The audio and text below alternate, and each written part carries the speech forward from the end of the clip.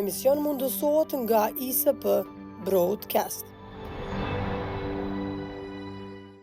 Mi mbrëma, kudo që në ndishtë të ndëruar, shikuas, përsa ko që po vjen rinumërimi votave në nivel vendi, e përsa ko që lajme që vinë nga këtë që zë thonë se këtë javë do të përfundoj i gjithë kjo proces, duke konkluduar nëse kjo numri i 80.000 votave deri tash të konstatuara dhe dyshuara se janë abuzuar gjatë betejës që kanë bërë komisionerët në nivel vendi, duke marrë votat një kandidat dhe duke i dhënë tjetër në mënyrë të paligjshme, kemi parë një aksion të prokurorisë në Prizren me mbi 100 të ndaluar, të arrestuar dhe të ndaluar 23 ndaj të cilëve prokuroria ka ngrenë dyshimet për disa akuza që janë vepra të rënda penale që mund dënohen nga 3 deri në 5 vite, siç është kanosja, falsifikimi i votës e të tjera që ndërlidhen kryesisht me procesin e votimit që janë vepra që derivojnë në kodin penal të Republikës Kosovës.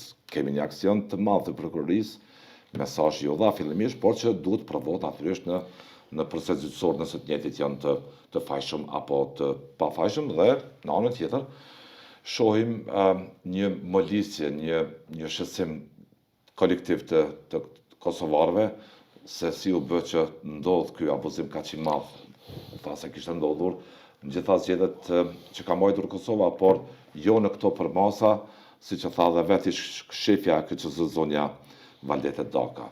Mbi zhvillimet që e presin LDK-n këtë javë, mbi pjesëmarrjen e Kosovës në iniciativën globale për paqe të vetë presidentit Trump, ku ishte nënshkruar zonja Osmani, ku lajmëroi se do të ftoj shpejt liderët e partive për të informuar dhe për të kërkuar mbështetjen e tyre, do të diskutojmë me analistin Afrim Kasolli. Kasolli, faleminderit për kohën.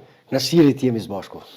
Kjo javë u mbyll që shkoj me një sag, me një përgjigje të fortë që dha prokuroria, organi akuzës ndaj mbi 100 të ndaluarve, të arrestuarve, edhe ndaj 23 të dyshuarve për falsifikim vote, për abuzim ose për hajni. Bjerje industriale. Prokuroria mbaroi punën në kuadrin e përpjekjem nëse mund të restaurohet, të rinovohet besimi i cënuar në këto zgjedhje. Si keni parë ju këtë aksion të prokurorisë dhe kryeprokurorin Prizren Petrit Kryesiu? Po ishte rriti domosdoshëm ky aksion i prokurorisë për shkak që për të përçuar mesazhin që madje unë këtu në studio kam thënë që është edhe i vonuar. Do thotë sepse pa të kaluar kohë kur filluan të dalin dyshimet e para mbi abuzimet që kanë ndodhur sa i përket manipulimit me vota dhe reagimit të organit të aktakuzës. Do thotë ishte i domosdoshëm, i nevojshëm që për të kriju besimin e qytetarëve të Kosovës që do të restaurohet vullneti i tyre politik i cënuar nga komisionerët e partive politike. Normal tash kjo është vetëm njëra fazë e këtij procesi të komplikuar juridik, në fundit asnjëri prej atyre nuk janë fajtor. Aktualisht ka vetëm dyshime se tillët kanë bërë akte të tilla të paligjshme që e kanë cënuar përfaqësimin demokratik. Në fund i mbetet gjykatës ajo e cila do të jetë në gjendje ta verifikojë, ta vërtetojë këtë lidhje kauzale, do thotë ndërmjet abuzimit të votave dhe personave të cilët janë të involvuar. Dhe që ajo që është më kryesore, do thotë a ekzistojnë lidhje të drejtë për drejta ndërmjet kandidatëve që kanë përfituar nga kjo praktikë abuzive, apo që komisionerët në mënyrë vetanake kanë bërë akte të tilla, siç janë duke pretenduar deri më tani që kandidatët e subjekteve politike nuk kanë pasur haberin me atë që ka ndodhur. Pra në këto dilemat mëdha politike dhe juridike të cilat duhet të adresohen, sepse nëse del që edhe kandidatët kanë qenë të informuar, kanë madje njëra prej komisionerëve nga Partia Demokratike e Kosovës që u lirua sepse për arrit të bashkëpunojë me prokurorin deklaroi se ka pasur edhe presion politik nga partia e saj, do thotë që të legjitimojë abuzimet të këtilla, dhe nëse del që edhe struktura politike, kandidatët e tjerë kanë qenë të informuar, jo vetëm që kanë qenë të informuar, por kanë ndikuar tek komisionerët e partive politike për akte të tilla, atëherë kjo hap një dilemë shumë të madhe politike, e cila krahas dimensionit juridik bara bie edhe mbi subjektet politike se si do t'i trajtojnë raste të këtilla individuale. Me sa pash kryetari Hamza, po Kasolli në fund u deklarua dhe kreu i lëvizjes vetëvendosjes zoti Kurti. Parti kjo që heshti, për ditë tëra, përsa kohë që shpërthyen gjitha dyshimet për abuzim votash, për këtë praktikë abuzive dhe tha që nuk ka amnesti për askë që preku votën. Hamza në anën tjetër kriju i PDK-s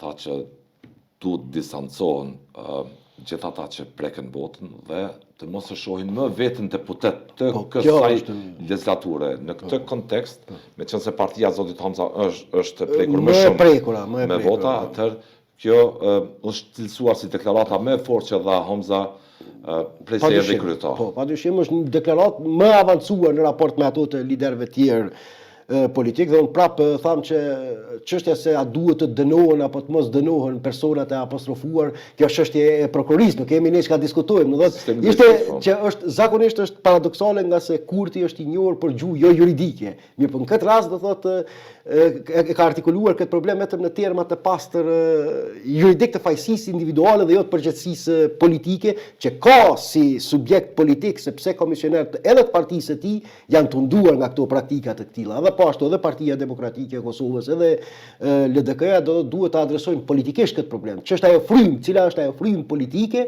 e cila ka ndikuar që të manifestohet ky krim individual. Nuk ka vend për këtë që ka prekur votën në Kuvendin e Kosovës. Nuk mjafton ajo që tha publikisht. Publikisht, por ajo që tha unë nuk mjafton përsëri as edhe ky deklarim duhet të plotësohet edhe më shumë, që duhet të ndrojmë mendësia politike që i ka ushqyer këto veprime, sepse tashmë po pajtohemi gjithë, pavarësisht që skemi fakte, ekziston thjesht një e vërtetë e fshehur, ta quajmë kështu, që në çdo palë zgjedhje ka ekzistuar një abuzim i tillë. Çka i nxit përfaqësuesit të thotë që të vjedhin votat e kolegët të tjerë.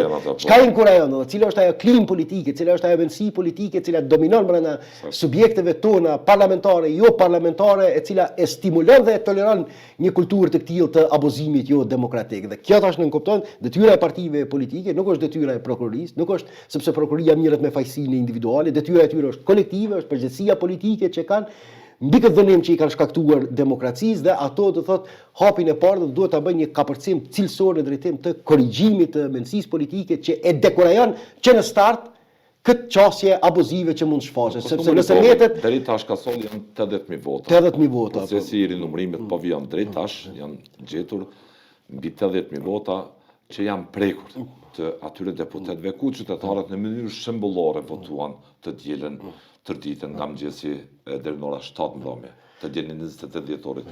45.000 vota, rreth 45.000 janë në PDK, që janë prekur. Është numër jashtëzakonisht i madh. 15.000 vota janë në vetvendosje, rreth 11.000 vota në LDK. Në këto tre parti, domethënë pak a shumë tash nëse hym në teorinë e vlerësimit të numrave është çështje tjetër. Për gjithë bilanc, por përgjegjësia politike siç e thash, mbi gjitha këto mbi gjitha subjektet politike, ajo e cila e stimulon dhe e inkurajon.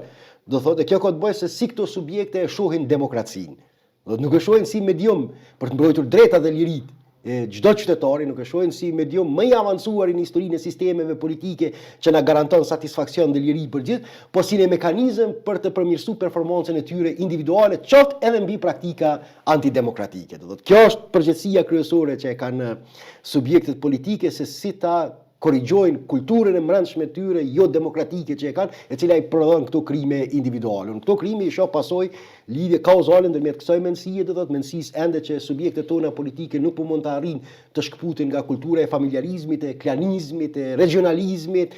Do thotë këto e kanë pa arsyen kryesore që e ka inkurajuar këtë defekt shumë të madh. Do thotë partitë politike në vend se të qëndrojnë mbi bazën e akomodimit të individit, dhe të klanit, në kuadër të sistemit demokratik duhet ta kuptojnë krejt ndryshe këtë fundit si mekanizëm për të mbrojtur drejtat e gjithë qytetarëve të Kosovës. Kolektivisht do thotë si mekanizëm për mobilizim politik. Dhe kjo ka qenë njëra, pse kam thënë, hendeku më i madh në këtë rast.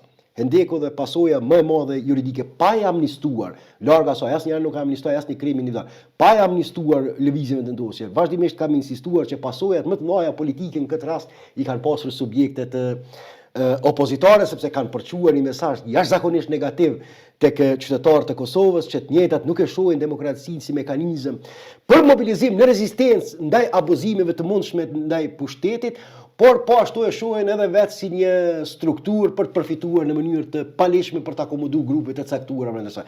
Dhe kjo do thotë domi më i madh që ju ka bërë për një periudhë kogja serioze këtyre subjekteve, sepse në vend të krijimit të një fronti të përbashkët ndaj një pushteti që sot ka dominim absolut, kanë mbetur dy tema për ta shtrirë dominimin, tema në gjykatën kushtetuese edhe në prokurori. Domthonë nuk ka asnjë segment që nuk i mbetet sa i përket mekanizmave shtetëror jashtë kontrollit të krye. Dhe në vend se këto subjekte tash mobilizohen për asa ju ka ofruar. Ky është shqetësimi juaj kryesor? Kjo ndëgjore, unë mendoj, unë prej fillimit kam thënë, prej fillimit kur kemi bashkë biseduar, cili është qëllimi i një sistemi demokratik. Jo pse liderët heqin vetë dorë nga pushteti ata që janë në pushtet. Përkundrazi, do të thotë qëllimi i një sistemi demokratik është se si tjertë mobilizohen për ta penguar një lider që të mos na bëjë dëm. Dhe këtë nuk e po shpikim ne ujë të nxehtë, janë teori politike të botës perëndimore që kanë pasur një ndikim të jashtëzakonshëm në krijimin e balancave dhe të ndarjes së pushteteve. E po, si e përmend zoti Kurti se përse ati po i besoj njerëz duke përmendur filozofët. Ajo ishte tallje, do thotë ishte tallje, manipulim. Ishte John Stuart Mill. John Stuart Mill, Kanti, Aristoteli ishte një lidhje përse bëri atë. Si pasur duke ditur që e njeh zotin Kurti. Përse nxorri atë formulim ashtu? Ndërsa ajo ishte në Davos. Ishte në Davos, nuk është hera e parë që e bën. Jo. Sepse e ka bërë edhe në Spanjë edhe në shumë vende të tjera. Pretendimet e tij që është si një lider që edhe mishëron standarde filozofike, teorike, që është i vetmi në botën shqiptare, do të janë pretendimet. Është i holl nga filozofia? Absolutisht po, do thotë leximet përcipta ka sa i përket historisë filozofisë. Vetë kjo sintezë që e ka bërë dëshmon mediokritetin e tij në leximin e teorive filozofike, mirë po tash kjo është temë tjetër që nuk do doja ta ngarkoja shqetësimin tim. Po sfidon edhe filozofët. Po ndëgjoj, mund ta bëj prej pozicion, ndëgjoj, ajo është prej pozicionit pushtetarit, mund të bëj gjëra të këtilla sepse ndikimi i tij. Nuk sfidon askush. Po tash kjo ja qellove për të thënë o zoti Kurti se unë do doja edhe në këtë rast nga subjektet opozitore, do doja që të jenë përgatitur edhe në këtë drejtim për të demantuar demagogjinë që i njëjti e bën me teoritë filozofike. Do doja këtu kemi ndëgjuar ndonjë reagim nga subjektet opozitore në këtë drejtim, ndonjë zë do thotë kredibil ku do ta kontestonte këtë lidhje të paqen ndërmjet këtyre mendimtarëve se si ky është mishërimi i tyre. Këtë drejtim do thotë ai e ka një terren të jashtëzakonshëm politik për të manipuluar prej suksesit të jashtëzakonshëm ekonomik që e ka arritur në qeverisin e tij, deri duke qenë mishërimi botkuptimeve teorike të veçanta që vetëm ai ka.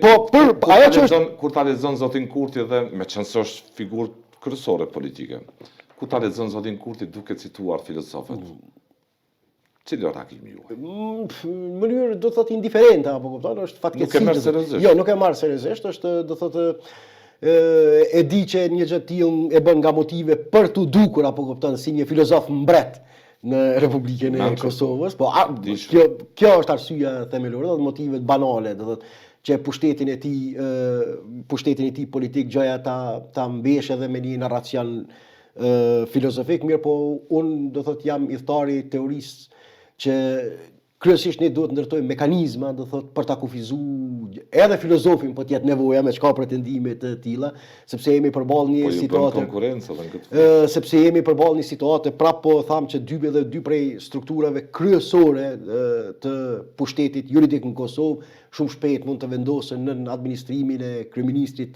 Kurti dhe kjo është arsyeja pse kam insistuar më të madhe që është dëmtuar jashtë mase kauza opozitare sa i përket këtyre zgjedhjeve. Në një të jetë e mobilizuar sepse kufizimet abuzive me duke u bërë ka transmetuar mesazhin që nuk është e denjë do thotë të luftoj maksimalisht për ta mbrojtur demokracinë si tërësi, nga se e njëjta është e përfshirë në abuzimin e saj. Kasolli, problemi shpërtheu më në fund me vetë iniciativën e kandidatëve që garuan në këto zgjedhje, duke denoncuar dyshimet për praktika abuzive, për vjedhje votash, jo në këto zgjedhje ka pasur denoncime. Kjo është shqetësimi. Në të kaluarën, por që nuk kemi parë dorën zemër reagim përfshirje ex officio të prokurorisë për ta adresuar në mënyrë të saktë renovimin e demokracisë së cënuar në zgjedhje. Tash ma ka mbetur edhe pak ditë kur KCZ-ta komunikoj rezultatin final. A mund të rinovohet besimi i cënuar? Si mund të rinovohet? Me mos marrjen e detyrës atyre deputetëve, Nëse verifikohet. sepse tash ne jemi të ndaj të cilëve u rritën votat, u hoqën votat e tjera. Dëgjoj, Rit, nëse verifikohet Sepse besimi është cilësor. Cilësor është besimi, nëse verifikohet, pra po tham sepse ne tash jemi vetëm në terren të pandemave, ende nuk Natyrisht. Mirë, po ja dy masa kryesore që duhet ndërmarrën në këtë drejtim. E para që thash është politike nga subjektet politike dhe e dyta që është juridike, mirë po që mirët vetëm me fajsinë individuale, sepse institucionet juridike nuk mirën me përgjegjësi politike. Sa i përket përgjegjësisë politike, do të para, kjo është edhe madje unë do doja që edhe nëse verifikohen, prokuria do të nxjerr edhe gjyqësori verifikon pretendimet e prokurisë eventuale që ka pas lidhje deri për ditë. Unë do të doja dhe do ta inkurajoja që vetë kandidatët e apostrofuar në këtë drejtim të merren atë guxim morale, politike, njerëzor që t'i dorëzonin mandatet e tyre pa ushtruar presion nga partia. Që vetë me vullnetshëm të heqin dorë të kërkojnë falje opinionit publik qytetarëve të Kosovës pse janë tunduar nga praktika të tilla, sepse kanë cënuar te mase kuptimin e ekzistencës politike të demokracisë dhe që me një guxim njerëzore normal do thotë vetë t'i dorëzojnë mandatet dhe të hapin rrugë për shkak sepse kjo mbetet një njollë shumë e madhe. Edhe nëse vazhdojnë të njëjtit që të jenë deputet, do thotë, me këtë barrë, me këto hije dyshimi, këto vetëm se do të cenojnë rolin e më të tjeshëm të tyre si përfaqësues të popullit ashtu të partive që i përfaqësojnë. Nuk po sheni opozitbërje në këtë format të vështirë është ndarjes së përgjegjësive politike midis vetëvendosjes dhe të tjerëve oponentëve të saj edhe në këtë legislaturë të 10. Nuk po sheni hapësirë sfiduese për zotin Kurti nga këta eksponentë në opozicion. E para këto që i diskutuam, do thotë këtë fenomen të jashtëzakonshëm, këtë njollë teje të turpshme që i ka ndodhur demokracisë. E dyta, nëse nuk e kanë bërë të qartë, por për mua mbetet tejet sfiduese dhe indikative insistimi kohët e fundit i subjekteve opozitare që janë duke kërkuar marrëveshje politike me Albin Kurtin. Mbetet e paqartë, ende nuk e kanë qartësuar se çka nënkuptojnë me atë që e quajnë marrëveshje politike dhe kjo reflekton një farë lloj disonance të çuditshme të subjekteve opozitare. Janë të njëjtat që e konsiderojnë fitoren e tij gati absolute si produkti një manipulimi nëpërmjet shpërdorimit të parave të buxhetit, e cila ka ndikuar në tjetërsimin e vullnetit të qytetarëve të Kosovës. Do të janë subjektet opozitare të cilat të njëjtat, është një kontradikt shumë serioze në cilën ndodhen mbase situata traumatike e 28 dhjetorit i ka lënë në një gjendje të paqartë dhe konfuze se si do të reagojnë. Të njëjtat e konsiderojnë jo legjitime fitoren e Albin Kurtit, sepse i njëjti ka përdorur resurse shtetërore, buxhetin e shtetit për të ndikuar në manipulimin e vullnetit të qytetarëve të Kosovës. Vullneti i qytetarëve të Kosovës sipas tyre nuk është i lirë. Dhe është i kapur. Është i kapur nga mashineria financiare që Albin Kurti e ka në kontroll të buxhetit të shtetit nëpërmjet transfereve sociale, skemave sociale të tjera, dhe në anën tjetër, të njëjtat janë zotuar se janë të gatshëm të kenë marrëveshje politike me një lider i cili ka përfituar pushtet në mënyrë jo legjitime. Për mua është kjo nonsens logjik. Sikur unë tisha në pozicion opozitar dhe e kisha pas ndjenjen që fituesi i zgjedhjeve është jo legjitim nga shpërdorimi i buxhetit, atëherë rezultati nuk pranohet. Nuk mund të kërkosh marrëveshje politike dikujt i cili është në atë pozitë dhe ka atë rezultat në mënyrë jo demokratike. Kjo është legjitimim i antidemokracisë së Kurtit. Kjo është legjitimim i keqpërdorimeve që i njëjti ka bërë për ta korrur këtë bilanc elektoral. Nuk ekzistojnë këto me dykutet dhe në këtë drejtim do thotë unë po shoh që nuk doken indicie që kjo opozitë është e gatshme të ballafaqohet frontalisht me kryeministrin në detyrë Albin Kurti që mund të jetë edhe kryeministër fuqiplot shumë shpejt për shkak të këtyre dy pozicioneve kontradiktore. I ka vjedhur votat me buxhet të shtetit dhe hajde të bëjmë marrëveshje politike si të konstituohen institucionet. Si mund bëhet marrëveshje politike me dikën që është hajnë? i cili nuk e meriton atë pozitë, i cili është jo legjitim.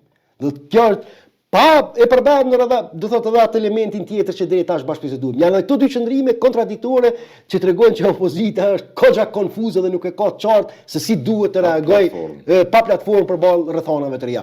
Lumir Abdigjiku ka kërkuar konsensus politik sa i përket temës së presidentit. Ashtu ajo që është më e çuditshme, Partia Demokratike e Kosovës ka kërkuar marrëveshje politike edhe për konstituim të kuvendit edhe për formim të qeverisë. Çka nuk kupton marrëveshje politike për formim të qeverisë? A është kjo indici se janë të gatshëm të bëjnë pjesë e koalicionit të qeveritar me kryeministrin Kurti?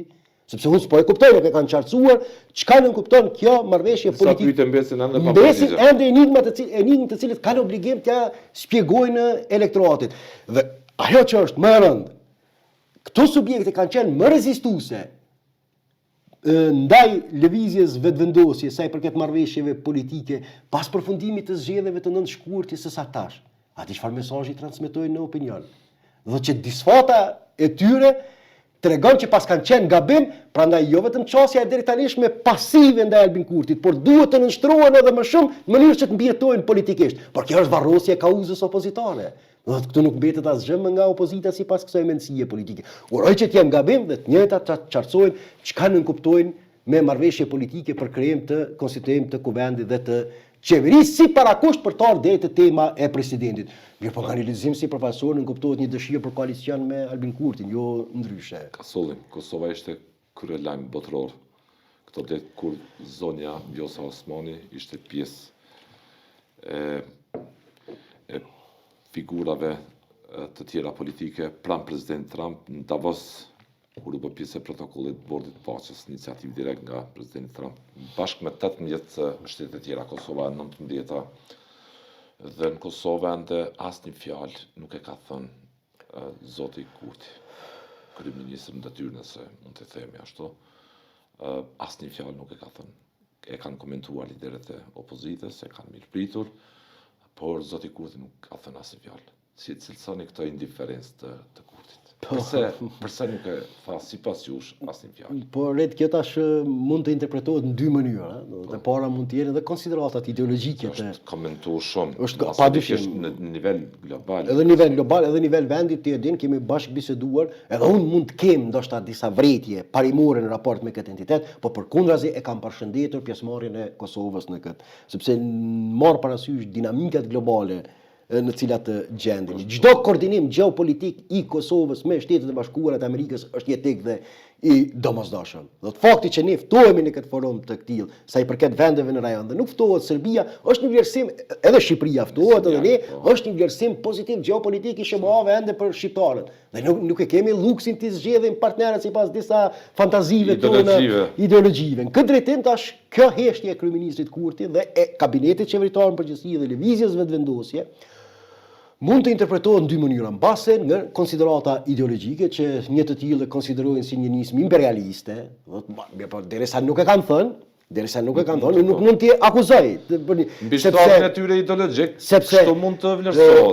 Kur i shoh reagimet e disa prej mediave ndërkombëtare me cilat shihet që ekziston një afinitet më i madh i lëvizjes vetëvendosje me të figurave të rëndësishme ndërkombëtare që i shoh, do të kanë qenë kundërshtuese ndaj një nisme të këtij dhe nuk përjashtohet mundësia që mund të jenë edhe këto motive ideologjike nga kjo heshtje dhe nga ky s'po e quaj distancim, po distancim të Kosovës në këto forume në këtë randrigje. Po ndëgjoj bre, nuk kanë nënshkruar presidenti a marrëveshje me kryetarin e komunës Kuksit, e Dragashit. Kanë nënshkruar me presidentin e Shteteve të Bashkuara të Amerikës. Pavarësisht se edhe njëta është hipokritë në raport me çndrimin që kishte mbajtur ndaj kryeministrit Abdullah Hoti kur e kishte bërë një marrëveshje të tillë në shtëpinë e Bardhën, se ai ishte formatit tjetër, marrëveshje shtatore. Ai ishte marrëveshje tjetër, por mirë, po në këtë drejtim ne nuk e kemi luksin të refuzojmë nisma të tilla aty ku prezente janë Shtetet e Bashkuara të Amerikës. Se asun nuk e kam qartë se si do të funksionojë dhe çfarë suksesi do të ketë ky. Teoricianët mund të nxjerrin analogji paralele, a është qëllimi i madh i kësaj iniciative ta shëmb OKB-s. Mund të thotë, po ajo ashtu është e bllokuar, po ashtu është e bllokuar. OKB-je paralele.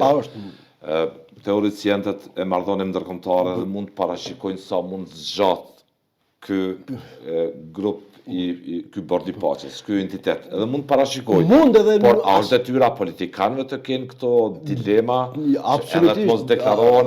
Jo vetëm mos deklarohen, por mos e përshëndesin sepse asnjë fjalë tash kjo mund të jetë, siç thash, për arsye e para ideologjike dhe mund të jetë edhe për motive personale, do të thotë është nga se pavarësisht koalicioni që ekziston ndërmjet Vjosa Osmanit dhe Albin Kurtit, edhe aty nuk mund të mohohen hatërmbetjet personale, nuk mund të mohohen zilite, gjitha këto që janë, kush poftohet, kush është prezent aty, sepse të dy e kanë jetike në këtë fazë demonstrimin e afërsisë sa më të madhe me Shtetet e Bashkuara të Amerikës. Madje Kurti ishte i Kurti e përshëndetin, a di si jo paradoksi.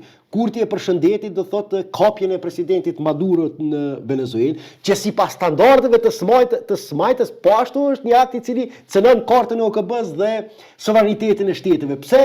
Ndërkohë jo këtë ku është president, nuk dallojnë politikisht, nuk dallojnë këto dy nisma as shumë njëra me tjetrën të injcuara nga presidenti Trump, ajo në Venezuelë dhe kjo për bordin e paqes. Dhe në njëjtën Kurti kishte fjalë miradije e lavdije.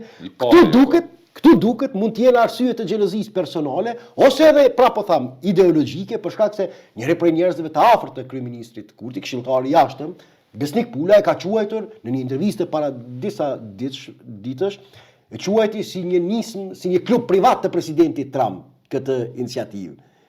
Do të thash, a është ky qëndrim vetëm i tij personalisht, apo reflekton edhe disponimin ideologjik të kabinetit qeveritar, kjo mbetet shihet një po çdo është shkarkuar. Po ndëgjoj vetëm çdo person shkelzën nga pozita një qendrim tjetër që s'kishte. Për qendrim tjetër, mirë, po çdo zyrtar i lartë shtetëror i cili merr pog i figuron titulli këshilltar politik, sepse nuk është njeri i administratës, i figuron këshilltar politik, nuk mund të amnistohet nga përgjegjësia shtetërore sa i përket deklarimeve të këtilla dhe në këtë drejtim, për aq kohë sa Kurti është i heshtur, unë mund ta marr këtë si sinjal që edhe vetë Kurti e konsideron si klub privat të presidentit Trump. Dhe nesër ose pas nesër njëjta do të vinë në kuvent për të miratuar, sepse presidenti nuk kemi kuvent të konstituar. Nuk kemi kurdo që vjen, po kurdo që vjen presidenti Osmani është zëtuar se do ta dërgoj për ratifikim në kuvent këtë marrëveshje, dhe aty mbetet të shihet se cili do të jetë qëndrimi i subjekteve politike. Por heshtja e tij, do thotë, heshtja e tij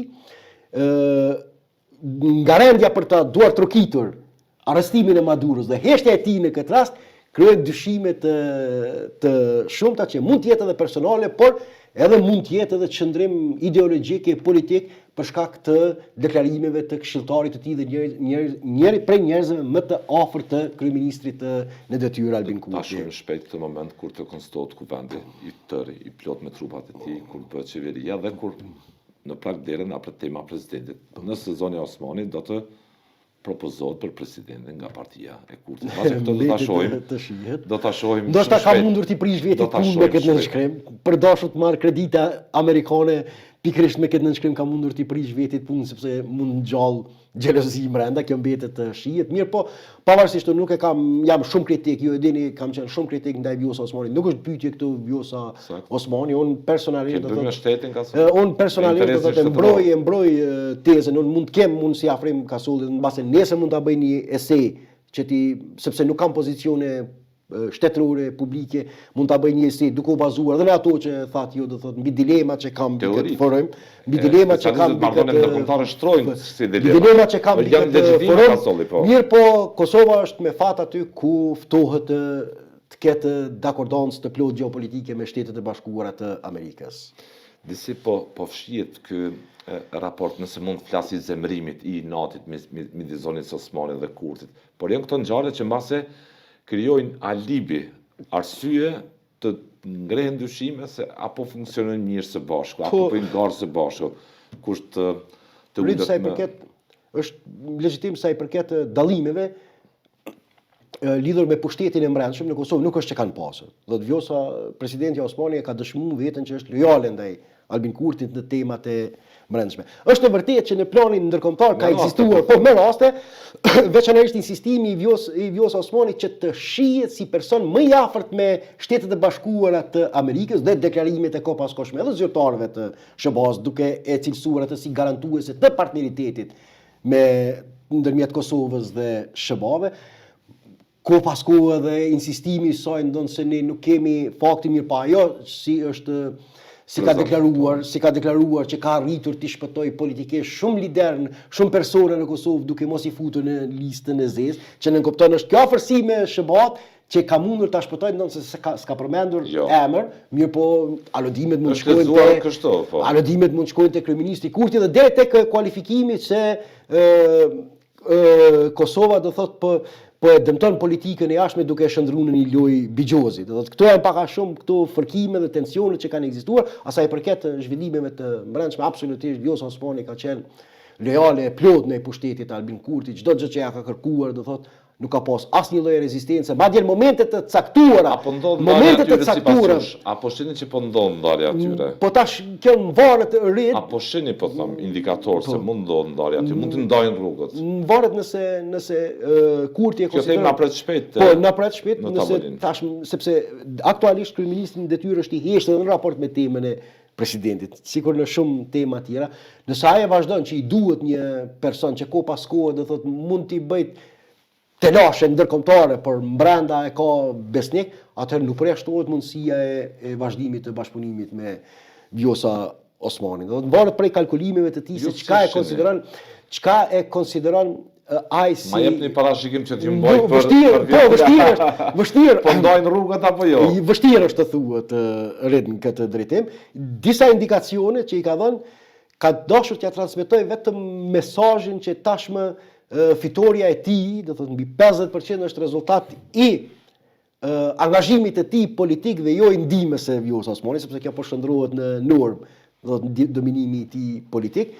Në këtë drejtim ka transmetuar mesazhin që nuk e ka nevojën e tij politike. Mirë, po në anën tjetër, do thotë ekziston tashmë dyshimi apo kalkulimi që nëse Kurtit i duhet një presidente që ja bën aminin sa i përket zhvillimeve të brendshme, atëherë nuk ka arsye që të kërkojë partner tjetër në këtë drejtim. Pra në këto tensione marr parasysh edhe sfidat që e presin Kosovën, mos harrorit nëse ende nuk janë bërë të qarta, pa disa deklarime të ministrit të punëve të jashtme të Rusisë që jemi në kontakt me Shtetet e Bashkuara të Amerikës edhe për Ballkanin Perëndimor, që nënkupton dilema për ndarjet në zonave të reja të interesit. Ballkanit është jetë pjesë e platformës së negocimit ndërkombëtar për fatat të krizave. Ndonse nuk e bëri të ditur nga e ka burimin, mirë po një analist i njohur nga Serbia, Dušan Njanić, deklaroi që po përgatitet një marrëveshje në Washington e cila duhet të parashojë edhe njohjen reciproke ndërmjet Kosovës dhe Serbisë. Dhe kjo njohje reciproke kalon me automatizëm nga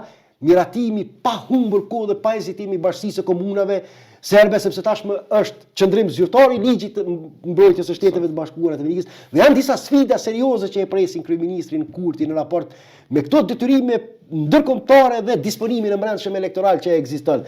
Dhe këto tensione duket që kanë ndikuar që ai ti kalkulojë ti mendoj se cili është opsioni më i mirë për ti dhe për pozitën e presidentit që mbetet shihet gjatë ditëve në VM. Në zhvillimet e fundit, tema e fundit për këtë analizë ka të bëjë me procesin brenda LDK-s. Nuk duket se ka qetësi aty, ka dy grupe, ka sollin pritje të kuvendit që do ta mbajë kjo parti me 31 janar për t'i dhënë vot besimin ose jo zotit Abdxhiku. Një praktik e pa zbatuar më herët në LDK në rastet kur kishte pasur krizë lideresh e kështu me radhë. Si shihni këto zhvillime? Ndrit formime të institucione, po them kështu.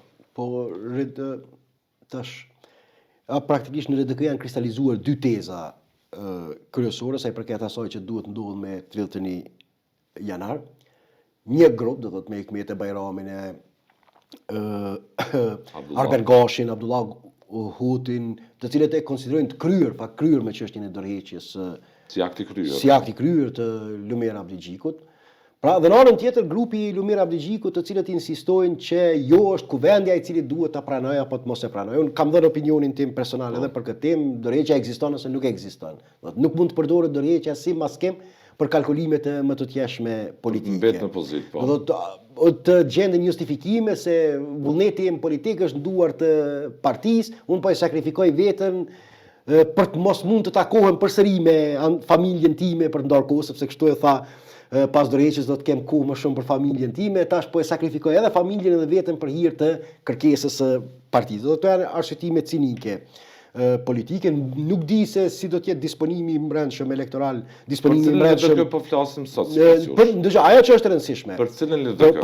Për një LDK të, siç kam thënë, të përqare, të pa qartë se si duhet të orientohet për shkak të traumës elektorale që e ka përjetuar me 28 vjetor. Ajo do thotë që kam thënë dhe që insistoj, do thotë standardi mbi cilën ka ardhur në pushtet Lumir Abdigjiku, në kryet LDK-s, jo në pushtet, por në kryet LDK-s, është ai standardi i cili ja imponon ndërheqjen. Do të ja imponon lëshimin e rrugës, sepse e ka pru parti në të njëjtën gjendje për cilën e kishte fituar drejtimin e saj për ta ngritur. Po Ky standard. Lumiri, kemi një ambicie publike, një qëllim publik të shprehur nga vetë ish kryeministri. Abdullah Hoti. Ka pretendime për ta drejtuar LDK-n. Kush është figura që i bën karshillak zotit Kurti në LDK sipas jush? Zoti Hoti, zoti Abdigjiku, zoti Lutfi Aziri, Gaspen Muhaxhiri, Kujtim Shala, Hikmet Bajrami. Kush është figura? A është duke kërku LDK një figurë politike që ndërton platformë sfiduse me Kurtin, apo një figurë tjetër për ta mirë mbajtur ambicjen e dikujt për pushtet brenda partisë? Ndëgjore, është tash Abdullah Hoti, po t'ishte diskutimi politik vetëm në terma ekonomik, nuk ka dyshim që do ta sfidonte pa asnjë më dyshje kryeministrin Kurti. Mirë, po jemi në një situatë ku ajo që mbetet shumë sfiduese është sa do të mund lidhja demokratike e Kosovës ta nxjerrë një lider i cili del përtej gjuhës teknokratike. Do të ku gjuha e tij, do të gjuha e tij politike nuk është vetëm gjuhë e termave ekonomik. Do të thotë gjendje të prodhoj mobilizim, është gjendje të prodhoj identitet politik, është gjendje të prodhoj frymë politike në një farë mënyre. Dhe duket që fatkeqësisht lidhja demokratike e Kosovës aktualisht vuan dhe është e privuar nga ky profil i liderit politik për ta ngjall atë LDK-n e vjetër të cilën një pjesë shumë të madhe të saj ja ka marrë Albin Kurti. Dhe tash me çka e ka fituar? Jo me teori ekonomike, sa ato, jo me teori ekonomike sepse këto e din shumë më mirë Abdullah Hoti e Hykmetja e tjerë. Është profili politik dhe ideologjik i Albin Kurti që ka rritur. Si këtij kuvendit. Është i jashtëzakonshëm sepse janarit. Është i jashtëzakonshëm sepse LDK-ja nëse nuk e gjen gjuhën e përbashkët, paktën për të kaluar për këtë krizë të brendshme, mund ta presin sfida edhe shumë më të mëdha. Do të është tema e parë me cilën do të pozicionohet, është tema e presidentit. Se si do të reagojë LDK-ja? Lumir Abdigjiku, i cili ka shprehur vullnet për një figurë konsensuale, pa e bërë të qartë për cilin emër, nëse eventualisht kryeministri Kurti e nominon Vjosa Osmanin, si do të reagojë lidhja demokratike e Kosovës? Lutfi Aziri tha, ne kemi votë. Pa tash mbetet të shihen këto dilema, do thotë, këto dilema të këtij subjekti politik. Në këtë drejtim nëse LDK-ja do nuk e gjen gjuhën që fillimisht i tejkaloj këto mosmarrëveshje të brendshme të grupeve, mund ta pret një disfatë edhe shumë më e madhe se sa që është. Dhe më pastaj ajo që është më kryesore ta gjejë një lider që aktualisht mungon në horizont. Në këtë drejtim mbase Lutfi Aziri ka një gjuhë shumë populiste në raport me këta lider, mirë, po është jetëgjatësia politike, konsumimi i gjatë, është do të që e ka konsumuar atë politikisht dhe nuk jam i sigurt që do të ishte personi adekuat për ta krijuar atë, për ta ngjallë LDK-n që tashmë ndodhet në shtratin politik të Albin Kurtit. Kjo që i nevojitet lidhjes demokratike të Kosovës. Një figurë e cila arrin që elektoratin e saj që ja ka glaburuar, ja ka grabitur Albin Kurti të jetë në gjendje ta rikthej mbrenda taburit të saj politik. Kryesfida për që ta dëshmoj veten LDK-ja që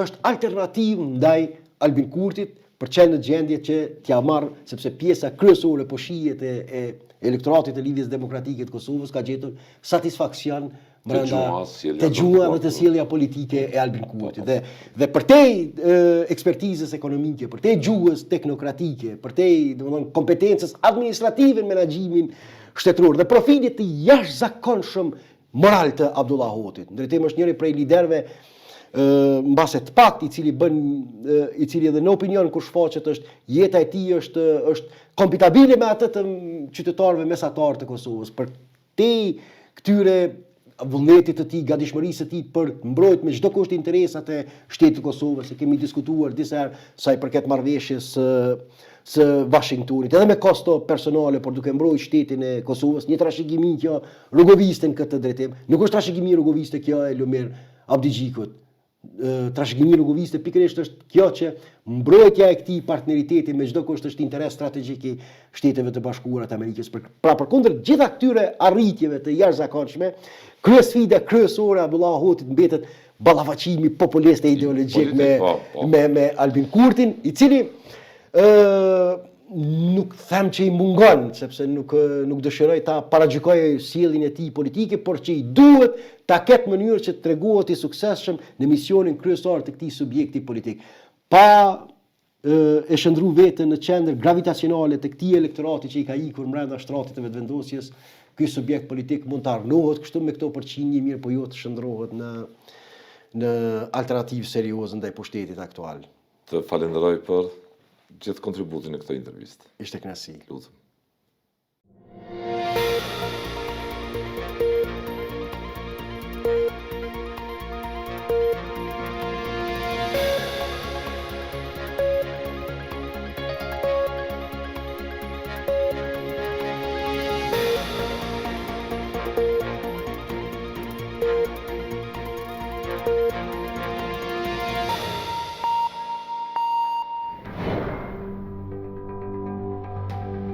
Ky emision mundësohet nga ISP Broadcast.